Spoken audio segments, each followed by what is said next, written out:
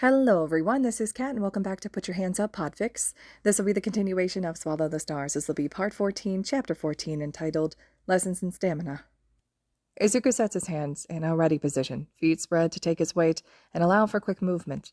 Across the mat from him, Shinso takes up a similar stance, though his guard's a little tighter, clearly still thinking about the punches he's taken from Izuku already.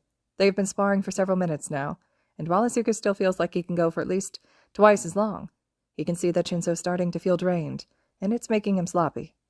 It's already June, Izuku's birthday come and gone the week prior. There had been a cake and exactly 5 presents, one from each Aizawa, Hizashi, Auntie Kayama, Nezu, and Shinso, and not much else because Izuku isn't still sure how he feels about birthdays. It's pleasant to have that attention on him, sure, but this was only his second celebrated birthday, and it was a bit overwhelming. Now, the early summer heat is hitting record highs, and there's hardly any ventilation in the warehouse-turned-gym. To say that they were sweating would be an understatement, and to say that Izuku is still glad that he decided to put his usual long-sleeve shirt on would be a lie. But Shinso still hadn't seen his scars, and Izuku doesn't know how to have that conversation yet. "One more round," Aizawa calls from his position at the edge of the mat. "Shinso, fix your stance. Izuku, stop relying so much on your left side." No way in hell does Shinso have the breath to respond, and Izuku decides to show some solidarity and keep quiet as well, giving only a short nod in acknowledgement. "Well, what are you waiting for?" Izuku takes pity on Shinso. He's been here before, sparring when it felt like his muscles were jelly, having to guard against Aizawa when every movement felt like it would be his last, and strikes first. He moves across the mat quickly, right hook coming in already, and Shinso dodges down and then out of range, using the back of his hand to deflect the blow. A good move. They trade blows for a short while. Shinso is fast, and Izuku wants to break down his movements after every sparring session because he's good, and he keeps getting better, and no matter how strong Izuku is, it won't matter if he can't land a hit, before Shinso eventually fumbles back and can't dodge away from Izuku's leg in time. Shinso goes down hard on his back, and whatever remained of his breath leaves him in a short huff. Izuku's stance falls away immediately, and he collapses on the ground next to Shinso, purposefully flopping his arm so that it lands half on Shinso's chest. "I hate you," Shinso gasps, hauling in deep breath after deep breath. They've been sparring partners for weeks now, but Shinso is yet to win a fight. "I hate you so much." Honestly, Izuku's not all that winded. He could probably still run a kilometer or so, but he has a feeling that Aizawa is going to take the mat soon and put him through his paces. "Nah, you don't," he says, turning his arm over to lightly pat along Shinso's ribs. Underneath Izuku's own ribs, Amahaki is resting, a little cool and content, and, if Izuku's not mistaken, vibrating slightly like a cat's purr. "You're improving a lot." "Shut the fuck up." Izuku laughs and pushes to his feet before holding a hand down to his friend. Shinso eyes him with suspicion, but does take his hand and allows himself to be hauled to his feet. Izuku's prepared for Shinso to practically go boneless, so he's quick to support him, not at all minding the contact since he's initiated it. "I feel like I just got steamrolled," Shinso says, dragging himself off the mat with Izuku's help. "You did." Aizawa has his teacher voice on, and he's scrutinizing both of them. "But Izuku's right. You are improving." Shinso grimaces as he sits down. "Yeah? Be sure to write that on my gravestone." He takes the water bottle Aizawa hands him with a grunt, and Izuku bursts into a fit of giggles. It never stops being funny how snippy Shinso gets when he's exhausted. Aizawa grins, clearly amused. "Start your cooldowns once you've caught your breath. Make sure you pay attention, though, because I'm going to have you analyze the rest of Izuku's fights." That's one of the main reasons that Shinso's improving so quickly. When Izuku first started training, he only had his own fights to think back on, which is not fucking easy because people, himself included, have a tendency to think that every action they made in the moment was a good one. Being forced to dissect his own spars helped him grow as a person, but it didn't teach him much about fighting. Shinso, however, gets to watch from the outside, and Izuku's glad because it's good for him. It teaches him fighting, but it's also sharpening his analysis skills in general. They're probably going to be on an even playing field by the end of summer, if not a little later. Not physically, of course. Izuku still has nearly a full year of training over Shinso, after all, but strength isn't a determiner in fights. About 50% of the time. "Izuku," Aizawa says, "get on the mat." Izuku complies quickly, walking toward the middle and then pacing out a few steps. He always tries to start in a different spot, not wanting to get too comfortable, too complacent, even if his desire for routine grates against his motions. "And take off your gloves." The whole world grinds to a halt. Even Izuku's breathing stops for a moment. He knows he didn't hear that wrong, but that doesn't make the words more believable. Dad, you have to get used to fighting without them. Aizawa says all logic and reasoning packed into a tone that makes people believe he knows what he's talking about. He steps onto the mat, approaching the center, approaching Izuku. What happens if they burn off in a fight? Or you lose them when you take them off? Or you don't have enough time to put them back on and the opponent is in your face? All good points, but in those theoretical scenarios, Izuku imagines himself only against villains. He doesn't want to hurt anyone, but hurting villains is inevitable, and he's been giving Shinso bruises for a couple months now, so really his idea of hurting people has shrunk back at least a little. This is his dad, however. This isn't a nameless villain in an imagined scenario far in the future. It's his dad in front of him, capture weapon in his hands, because he's a good enough teacher to take his students seriously. I don't want to hurt you. Which is why you won't. Aizawa's teacher voice slips for a moment and turns into something softer. Trust me, he says. I don't send kids into situations they can't handle. He doesn't say, though it's implied. And more than that, trust yourself. You put a lot of effort into getting a handle on Amahaki. Don't suggest to me now that you don't think that it was enough. It'll never be enough, in Izuku's opinion. No amount of training is going to rewrite all those years spent being forced to use a power he never asked for. He's always going to carry around the weight of dead bodies and crumbled buildings and near-death experience caused by the jealousy and rage of someone else. No matter how long he spent practicing withholding the release of Amahaki, no matter his stamina and control, how it's significantly improved, no matter that he's so used to holding his hands into fists that he shouldn't even be worried about Amahaki emerging at all, nothing is ever going to break past the fear that he's going to fuck up just once, and everything good in his life will go crumbling to the ground around him. He is not crying, but he definitely feels like he should be. Izuku. Aizawa's tone is still quiet, meant for just them. He's right in front of Izuku now, holding out a hand like he wants to ruffle Izuku's hair, but that would be too much. So Izuku shakes his head. The hand retracts without hesitation. You're not going to hurt me. I might, Izuku says. Despite everything, Aizawa snorts out a laugh. Yeah, and the moon might fall out of the sky right now and crush the warehouse. Izuku, if you were going to hurt me, it would have happened at the night we met.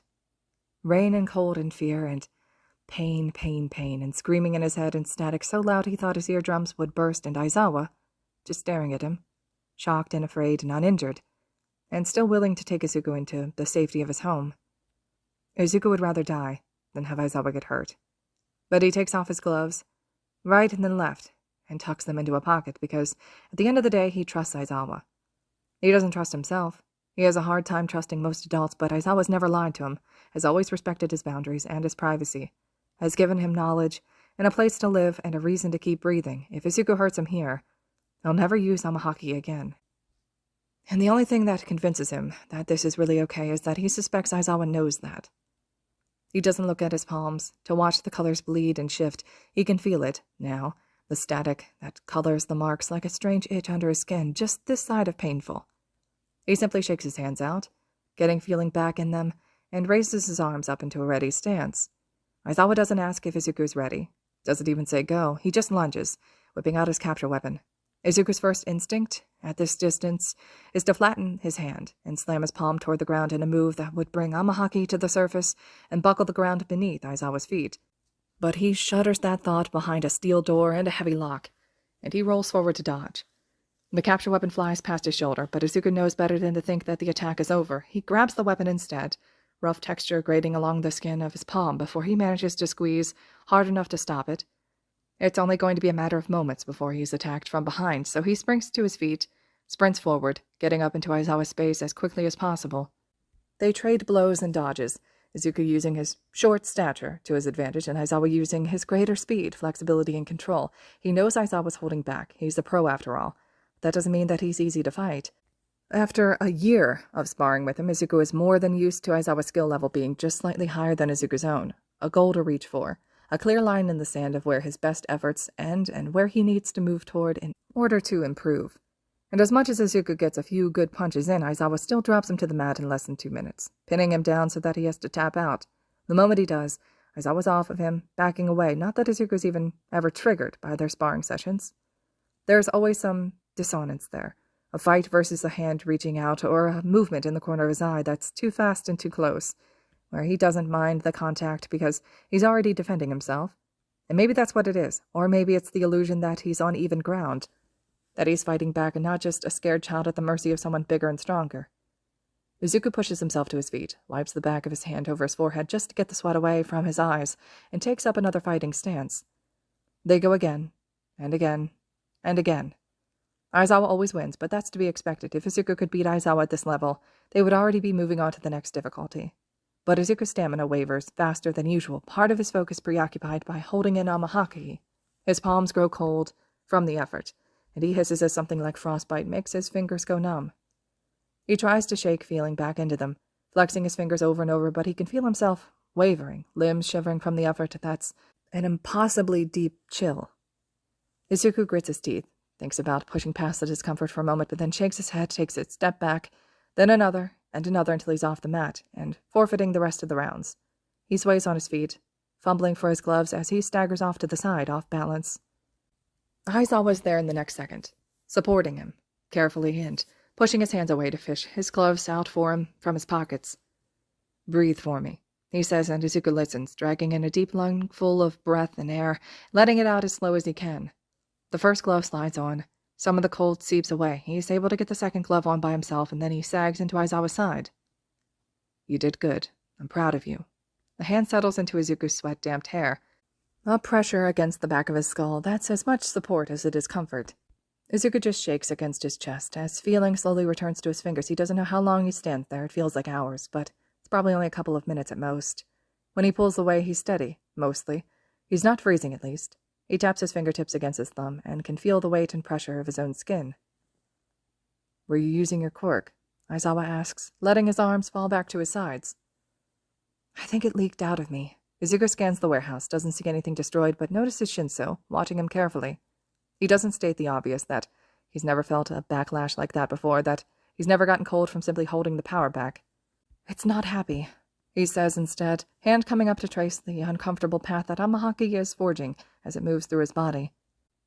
"I think that the Sparring was towing a line, and it's one to protect me. I couldn't hold it back completely." Aizawa nods slowly, taking in Izuku's words, adding that new knowledge together with everything else that they know about the god. "All right, that's all right. You did good holding it back as much as you could, and stepping away when it got to be too much." He smiles, and the rare expression relaxes the rest of Izuku's stress. "Go drink and go do your cooldowns. Shinso," he calls. "Get over here and walk me through what you noticed." Izuku wanders back to the chairs that line the wall. When he passes Shinso, the other boy asks, "You good?"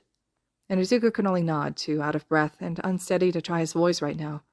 The water in his teal water bottle is lukewarm, but it feels good on his throat as he swallows, and the stretches ease out his sore muscles. It's another 30 minutes before they leave, Aizawa praising them both for improving and working hard. Izuku leans against Shinso's side as they wait for Aizawa to lock up the warehouse.